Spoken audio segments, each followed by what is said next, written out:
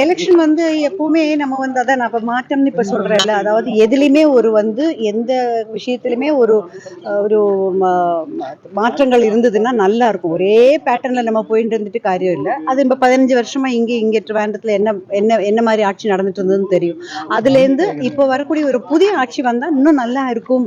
அப்பதானே நமக்கு ஒரு மாற்றங்களை பத்தி நம்மளால புரிஞ்சுக்க முடியும். வந்தாதானே நமக்கு தெரியும் அதெல்லாம் என்ன ஏதுங்கிறது. ஸோ இது புதுசா இந்த 15 வருஷமா இருக்கிறத தவிர வேறொரு நல்லொரு ஆட்சி வரும் அப்படின்ற ஒரு நல்ல என்ன சொல்றது மனசுல உறப்பு நல்லா இருக்கு.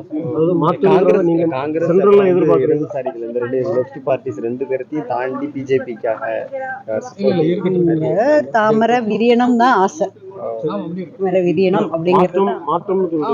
தொடர்ந்து 10 வருஷமா வந்து மத்தியில பிஜேபி கவர்மெண்ட் கேரளாவில் வந்து எல்டிஎஃப். நீங்க மாற்றம்ங்கிறத கேரளாவில் தான் பிஜேபி வரவே இல்லையே, அது இதுவா இருக்கு. ஸோ எங்களுக்கு அது இங்க இருக்கிற இந்த எல்டிஎஃப் அந்த யூடிஎஃப்ல இருந்து ஒரு மாற்றம் வந்தா நல்லா இருக்கு. இவங்க தானே மாறி மாறி இருக்காங்க. இதுல இருந்து ஒரு மாற்றம் வந்தா தானே என்னன்றது நமக்கும் தெரியும். கேரளா ஸ்டேட்ல வந்து அவங்கள வந்து ரிஜெக்ட் பண்ண கண்டினியூஸ்ல வந்து தமிழ்நாடு அல்லது சவுத் ஸ்டேட் எல்லாமே வந்து பிஜேபி ரிஜெக்ட் பண்ணிட்டு இருக்கிறதா. 10 தடவை கீழே விழுந்தா 11வது தடவை எழுந்திருக்க மாட்டாங்களா? அதுதானே அது வரும். இந்த திருப்ப அந்த மாற்றம் வரும் வரும் வரும். பார்லிமெண்ட்ல ஓகே.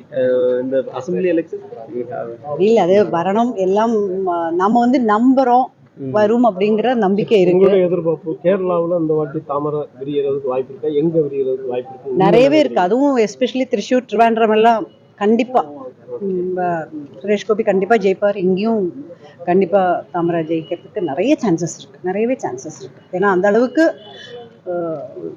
பேசுறச்சு ஆளுங்களோட பேசும்போது தெரியுறது. அது பார்க்கலாம். இருந்தாலும் எல்லாமே மக்கள் கையில தான் இருக்குது. செய்திகளை உடனுக்குடன் தெரிந்து கொள்ள உடனே சப்ஸ்கிரைப் பண்ணுங்க.